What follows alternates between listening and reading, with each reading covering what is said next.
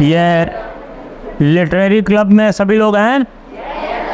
ओ, सबने पार्टिसिपेट किया है। कैसा लगा? किस में पार्टिसिपेट किया? ये क्या हो रहा है? क्या प्रोग्राम हो रहा है, कोई बताएगा? ये जो पूरा आयोजन हो रहा है, ये क्या हो रहा है?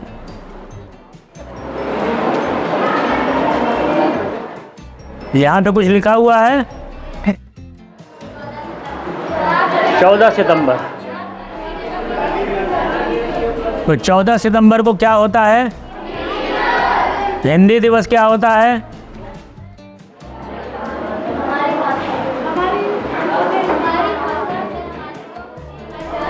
और अंग्रेजी दिवस भी होता है,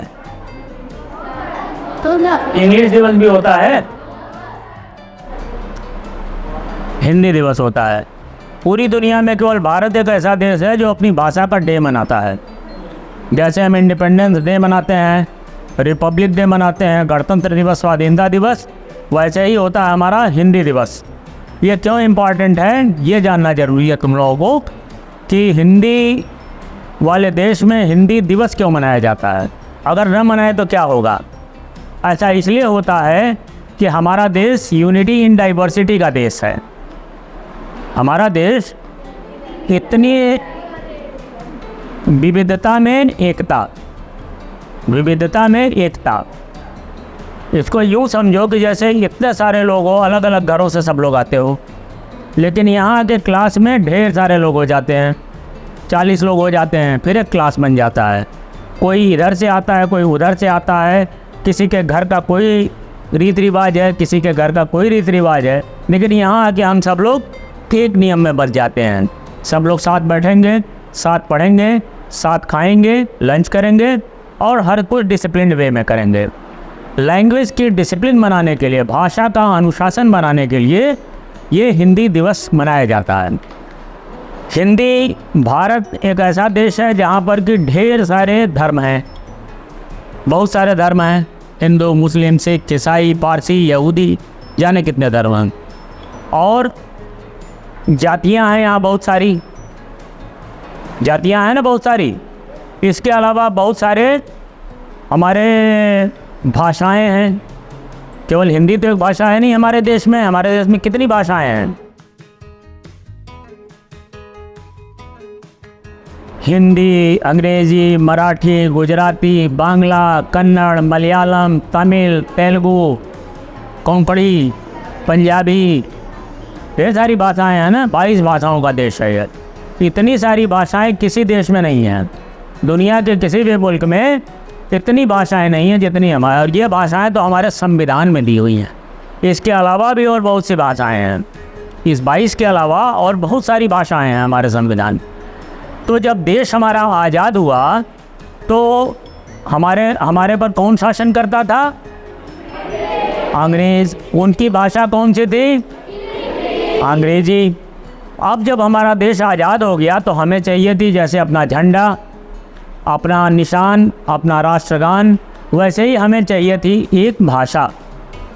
एक भाषा की हमको ज़रूरत थी ना जिसमें सब लोग बोलें। तो वो भाषा कौन सी बने? क्यों? जिस देश में इतनी सारी भाषाएं हैं तो हिंदी ही क्यों बने? है? सब लोग तो नहीं बोलते हैं। पंजाबी तो पंजाबी बोलता है, तमिलनाडु वाला तमिल में बोलता है, कन्नड़ वाला कन्नड़ में बोलता है, फिर हिंदी ही क्यों? इस सवाल का जवाब सबको जानना है। हिंदी इसलिए जैसे तुमने बताया, क्या सबसे ज़्यादा लोग बोलते हैं, सबसे से डाउन सबसे बड़ी लैंड एरिया पर बोली जाने वाली भाषा है हिंदुस्तान में हिंदी है। Land area, right, number 1। Number 2, Hindi को पढ़ाया जा सकता है। हिंदी ओरिजिनली संस्कृत से आई है और एक भाषा ऐसी लेनी थी जिस भाषा को आगे चल के बढ़ाया भी जा सके। जब पूरे देश की भाषा बन जाएगी तो इसका इस्तेमाल बहुत होगा, बहुत सारे शब्द चाहिए, बहुत सारी चीज़ें चाहिए, इसके लिए वाक्य चाहिए। तो वो सामर्थ्य किस में है? हिंदी में। तीसरी बात ये थी कि हिंदी भाषी लोग हिंदी एरिया वाइज सबसे ज़्यादा में थी, लैंड वाइज जैसे यूपी, बिहार, हरियाणा, राजस्थान, सब में हिंदी, ये लैंड वाइज है। दूसरा, बोलने वाले सबसे ज़्यादा हैं, जो हिंदी स्पीकिंग पॉपुलेशन है वो भी सबसे ज़्यादा है। तीसरी हो गई कि हिंदी में विकास की संभावनाएं हैं। और इस तरह के बहुत सारे कारण को लेकर हमारी जो संविधान बनाने वाली एक कमेटी थी, जिसमें बड़े बड़े विद्वान लोग थे, उन लोगों ने बड़ा इस पर डिस्कशन किया, मंथन किया, और मंथन करके यह तय किया शिवन के बाद जिस एक व्यक्ति ने प्रपोजल होता है, जैसे इतने लोग बैठे हैं तो हम राय और कोई नियम बनाना हो तो हम सब बच्चों से पूछेंगे बताओ बच्चों क्या किया जाए। तो इसमें कोई खड़ा होकर कुछ कहेगा, कोई कुछ कहेगा, कोई कुछ कहेगा, फिर उन सबको मिला करके एक राय बनाई जाएगी और उस राय से एक नियम बनाया जाएगा। हिंदी जब भाषा का प्रश्न आया तो लोगों से राय मांगी गई कि आप लोग बताइए कौन सी भाषा बनाई जाए। तो उसमें एक साउथ इंडिया के थे, वो हिंदी वाले नहीं थे। जिस आदमी ने हिंदी को प्रपोज किया, he was not from Hindi belt, वो यूपी बिहार के नहीं थे, वो कहाँ के थे? साउथ के। क्या नाम था उनका? अरे बहुत पुरानी बात है, ये 1950 की बात है, 1949 के पहले यह सब चर्चा हुई। 1947 में हमारा देश आज़ाद हुआ था, उसके बाद हमारा संविधान बना था जो 1950 में 3 साल बाद लागू हुआ था। इस बीच में संविधान की किताब लिखने का काम किया गया। किताब लिखने के लिए एक बहुत बड़ी कमेटी थी जिसके डॉक्टर भीमराव अंबेडकर अध्यक्ष थे संविधान सभा के। तो इस कमेटी में जो संविधान की कमेटी थी उसमें साउथ के एक आदमी थे, उनका नाम था mister Gopal Swami Iyengar. Gopal Swami Iyengar, he was a Tamilian, वो तमिल भाषी थे। वो तमिल भाषी जो लोग हिंदी का बाद में बहुत विरोध किए, उन्हीं में से एक व्यक्ति था जिसने प्रपोज किया कि साहब हिंदी एक ऐसी भाषा है जिसको बनाया जाना चाहिए, तो उस पर बहस भी क्यों बनाया जाना चाहिए। तो यही सारी बातें हैं जो हमने बताया कि सबसे ज़्यादा एरिया पे बोली जाती है, लैंड एरिया पे सबसे ज़्यादा लोग बोलते हैं। इसको आगे बढ़ाने के लिए भी बहुत सारे संभावनाएं हैं। तो ये 14 सितंबर 1949 1949 में हिंदी को देश की भाषा के रूप में स्वीकार किया गया था। पूरे हमारे लोगों ने, जो हमारे संविधान सभा के जो मेंबर्स थे, उन्होंने इसको एक्सेप्ट किया, तब हिंदी हमारी देश की राजभाषा बनी। राष्ट्रभाषा नहीं, राजभाषा। और ये 22 हैं, वो क्या हैं? वो राष्ट्रभाषा हैं। किसी राष्ट्र में बोली जाने वाली जितनी भी भाषाएं हैं वो सभी राष्ट्र की भाषाएं हैं। और जो राजभाषा होगी वो राजकाज की भाषा होगी। राज माने राज करने की, राजकीय कार्य करने की, यानी गवर्नमेंट की जो वर्किंग होगी उसकी भाषा होगी हिंदी। क्योंकि एक भाषा बनानी थी, पंजाब में पंजाबी चलती है, तमिलनाडु में तमिल चलती है, तो कोई चिट्ठी वहाँ से लिखेगा तमिल में तो यहाँ वाला नहीं समझ पाएगा, यहाँ वाला हिंदी में लिख देगा तो वहाँ वाला नहीं समझ पाएगा। इसलिए भाषा की ज़रूरत थी कि एक भाषा ऐसी हो जिसमें चिट्ठी पूरे भारत में एक जगह से दूसरी जगह भेजी जा सके। लेकिन ऐसा करना तुरंत तो संभव नहीं था। एक दिन में तो कोई भाषा नहीं बदल दोगे ना, कि तुम पंजाबी बोलते हो तो तुमको एक दिन में कहा जाए भाई आज से हिंदी बोलो, तो बोल लोगे? सीखना पड़ेगा ना। तो इसके लिए 15 साल का समय दिया गया। 1950 से 1965 तक का 15 ईयर्स का टाइम दिया गया कि इस बीच में गवर्नमेंट ऐसा मैकेनिज़्म बना लेगी, ऐसा पढ़ाई लिखाई करा लेगी, ऐसी ट्रेनिंग दे लेगी कि पूरे देश के हर गवर्नमेंट ऑफिस में लोग हिंदी लिखना पढ़ना सीख जाएं। उसके लिए सरकार ने एक बहुत बड़ा सेटअप बनाया और हिंदी के ट्रेनिंग के स्कूल खोले गवर्नमेंट के, जहाँ सभी अधिकारियों को पढ़ाया सिखाया जाता था। लेकिन रूल यह था कि आप पूरे भारत में जब कोई काम करेंगे तो हिंदी में करेंगे, और लोकल काम करोगे, पंजाब में करोगे तो पंजाबी में कर लो, यूपी में करोगे तो हिंदी में कर लो। बट यूपी से पंजाब करना है, यूपी से तमिलनाडु करना है तो आपको हिंदी करना पड़ेगा, और हिंदी के साथ उसका अंग्रेजी का ट्रांसलेशन भी जाएगा, क्योंकि एकदम से अंग्रेजी को हटाना संभव नहीं था। इसको यूँ समझो कि अंग्रेज़ों के पहले हमारे पर मुग़ल शासन करते थे, तो मुग़लों की भाषा क्या थी? उर्दू। उर्दू तब राजभाषा थी, जैसा जो राजा वही भाषा। तो तब उर्दू भाषा थी। उसके बहुत पहले चले जाओ तो जो राजा थे तो वो संस्कृत का यूज़ करते थे।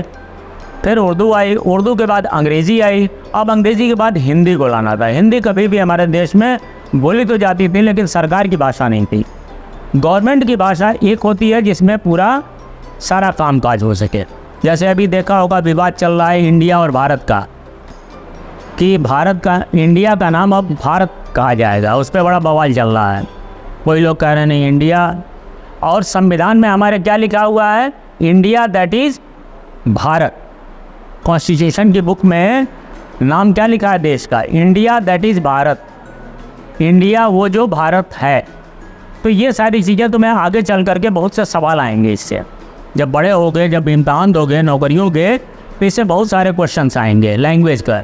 इसको लैंग्वेज फार्मूला भी कहते हैं। इसमें क्वेश्चंस आते हैं कि ट्राई लैंग्वेज फार्मूला क्या है, 3 भाषा फार्मूला क्या है, 2 भाषा फार्मूला क्या है, नेशनल लैंग्वेज क्या है और ऑफिशियल लैंग्वेज क्या है।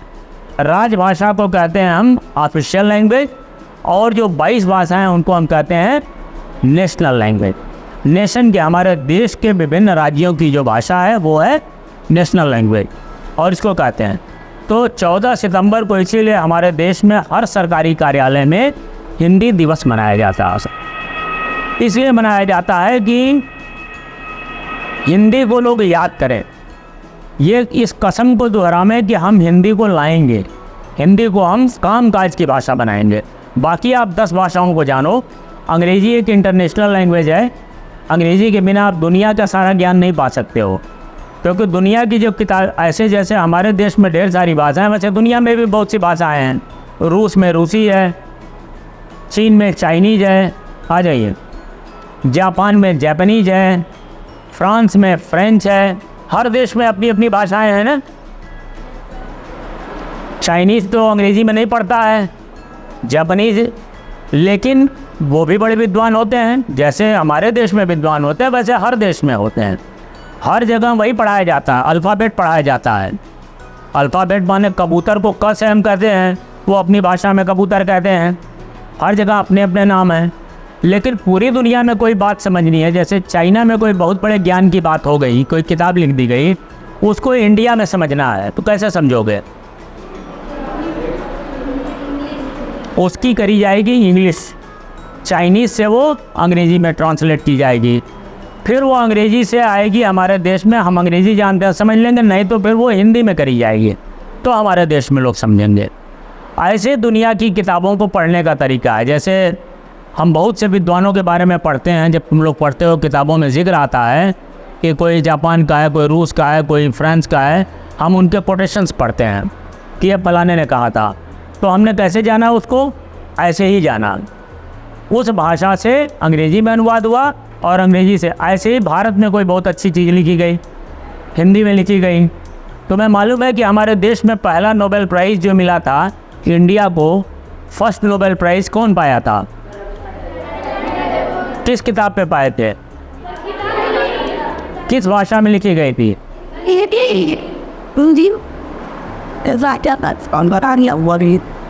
ये बांग्ला में लिखी गई। यही जानने की बात है। बांग्ला भाषा, बांग्ला कहते हैं ना रविंद्रनाथ टैगोर, बांग्ला में उन्होंने लिखी थी गीतांजलि, उसका अंग्रेज़ी में अनुवाद हुआ। फिर वो किताब, जैसे तुम्हारे यहाँ की जो फिल्में होती हैं ना, जो सुनते होगे कि फला फिल्म को इंटरनेशनल अवार्ड मिला, वर्ल्ड का कोई बहुत बड़ा अवार्ड मिला, तो अपने हिंदी भाषा में कैसे वहाँ पे मिल गया? इसलिए कि उसकी जो डबिंग होती है, जैसे तुम साउथ की फिल्में देखते हो तो उसके डायलॉग्स हिंदी में आ रहे होते हैं, लेकिन ओरिजिनली वो किसी और भाषा में बोलता है। आज हम दुनिया की किसी भी भाषा की फिल्म को अपनी भाषा में देख सकते हैं। ये टेक्नोलॉजी का कमाल है कि अब वॉइस को चेंज करने वाली मशीनें आ गई हैं। अभी एक सम्मेलन हुआ देश में बहुत बड़ा, G20, सबको पता है? जिनको नहीं पता है वो याद कर लें, क्योंकि आने वाले समय में ये सवाल होगा कि G20 क्या है, G20 में कौन कौन देश हैं, G20 कहाँ हुआ, क्यों हुआ, उसमें क्या नतीजा निकला, क्या निर्णय लिए गए, उससे पूरी दुनिया को क्या फ़ायदा होगा। इतने बड़े बड़े देशों के मुखिया आए थे, अमेरिका के, फ्रांस के, रशिया के, तो ब्रिटेन के, जो भारत के ही हैं ना, ब्रिटेन के prime minister Rishi Sunak. He is basically an Indian and he is married with an Indian lady. उनकी जो शादी हुई है वो भारतवर्ष की एक बहुत बड़े नामचीन विद्वान हैं, व्यक्ति हैं, उनकी बेटी से हुई है। ऋषि सुनक के बाबा दादा ये पंजाब के रहने वाले हैं। ये अफ्रीका चले गए थे, अफ्रीका में बिजनेस किया, बहुत पैसा कमाया, फिर वो लोग चले गए कहाँ? ब्रिटेन में बस गए, ब्रिटेन में। और ब्रिटेन में इनके साथ अपने देश की एक कंपनी है। अपने देश में 2 बड़ी कंपनियां हैं, विप्रो और इन्फोसिस। ये जान लो कि दोनों कंपनियां कंप्यूटर का काम करती हैं। कंप्यूटर के फील्ड में इन्फोसिस और विप्रो दुनिया के लेवल पर ये 2 बड़े नाम हैं इंडिया के। इन्फोसिस के जो बनाने वाले थे उनका नाम था, इन्फोसिस के जो फाउंडर थे, जो संस्थापक थे, उनका नाम था नारायण मूर्ति। दक्षिण भारत के थे। नारायण मूर्ति ने बनाया, वो एक विद्वान व्यक्ति थे बहुत पहले, और आज वो पूरी दुनिया में नाम है। उनकी पत्नी का नाम है सुधा मूर्ति। उनकी वाइफ का नाम है सुधा। वो बुजुर्ग हैं बहुत ज़्यादा, बहुत पहले बनाया था, अब तो दुनिया में नाम है। उनकी बेटी है अक्षिता मूर्ति। ये और ऋषि सुनक दोनों लोग कहीं ब्रिटेन में ही पढ़ते थे, वहीं इन लोगों का संपर्क हुआ, बाद में इन लोगों की शादी हुई। लेकिन अक्षता मूर्ति अभी भी इंडिया से, चूँकि उनकी पूरी फैमिली यहीं है, पिताजी माताजी सब लोग यहाँ जुड़े हैं, तो अभी ऋषि सुनक जो ब्रिटेन के प्राइम मिनिस्टर आए थे अपनी वाइफ के साथ आए थे, और वो वाइफ थी अक्षता मूर्ति। और उन्होंने भारतीय परंपराओं का सारा बड़ा सम्मान किया, और वो कहते हैं कि भारत पे मुझे बड़ा गर्व है, और मतलब भारत के लोग हमारे गुरु हैं। ये बहुत बड़ी बात है। ब्रिटेन का प्राइम मिनिस्टर अगर ये बात कहे तो इसलिए बड़ी बात है कि ये वही ब्रिटेन है जिसने हमारे ऊपर सैकड़ों साल तक हमारे पर शासन किया, जिसके हम गुलाम थे, और जिससे हमें आज़ादी पाने के लिए सैकड़ों साल लगी। उस ब्रिटेन का प्राइम मिनिस्टर आज एक हिंदुस्तानी है, और वो ये कहता है कि भारत दुनिया का सबसे बड़ा देश है और गुरु है, हमारा भी वो गुरु है। It's a sentence of honour for all Indians. ये बहुत बड़े गौरव की बात है हम सकते हैं। तो भाषा के प्रश्न पर जानना, अपनी भाषा को जानना जरूरी है। उसके बाद बहुत सारी भाषाएं सीखना। जैसे हम लोग अंग्रेजी क्यों पढ़ते हैं, इंग्लिश मीडियम क्यों पढ़ना चाहते हैं, इस सवाल का जवाब होना चाहिए।